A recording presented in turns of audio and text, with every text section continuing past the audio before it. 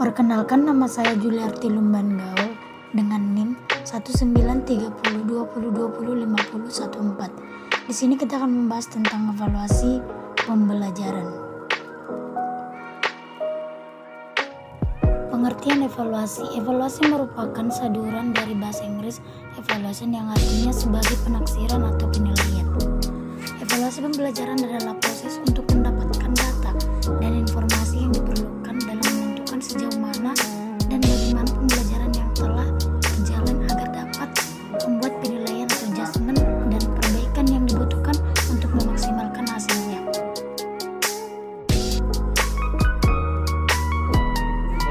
Dalam Undang-Undang Republik Indonesia Nomor 20 Tahun 2003 tentang Sistem Pendidikan Nasional Pasal 57 Ayat 1 yang menyatakan bahwa evaluasi dilakukan dalam rangka pengendalian mutu pendidikan secara nasional sebagai bentuk akuntabilitas penyelenggara pendidikan kepada pihak-pihak berkepentingan, diantaranya terhadap peserta didik, lembaga, dan program pendidikan.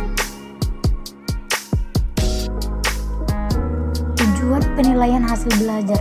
Tujuan dari penilaian hasil belajar tentunya sama bersinggungan dengan tujuan evaluasi belajar dan pembelajaran yang dilaksanakan.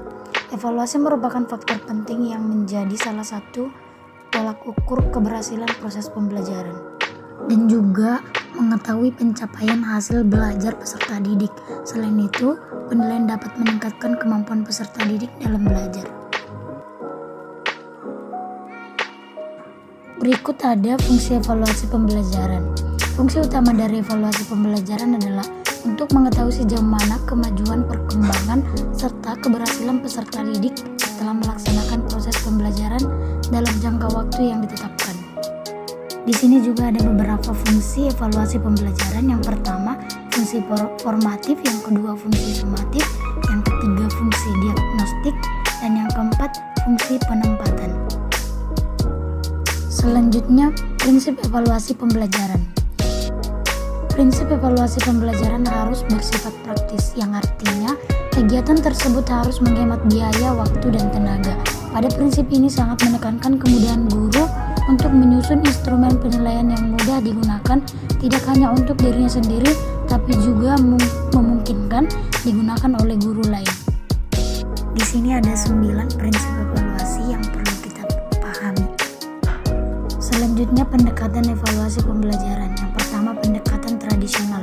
Pendekatan evaluasi tradisional berorientasi pada praktik evaluasi yang telah berjalan selama ini di sekolah yang ditujukan pada perkembangan aspek intelektual peserta didik. Yang kedua, pendekatan sistem.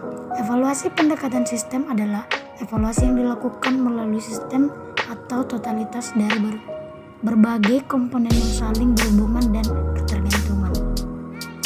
Jenis evaluasi dalam pembelajaran. Yang pertama, evaluasi tes. Tes merupakan suatu alat pengumpul informasi, tetapi jika dibandingkan dengan alat-alat yang lain, tes bersifat lebih resmi karena penuh dengan batasan-batasan. Yang kedua, tes bentuk uraian atau esai. Disebut bentuk uraian karena menuntut peserta didik untuk menguraikan, mengorganisasikan, dan menyatakan jawaban dengan kata-katanya sendiri dalam bentuk, teknik, dan gaya yang berbeda satu dengan yang lainnya. Yang ketiga, tes objektif. Tes objektif adalah pengukuran yang berdasarkan pada penilaian atas kemampuan siswa dengan soal menjelaskan jawaban yang benar atau yang salah soal dengan bobot nilai yang tetap.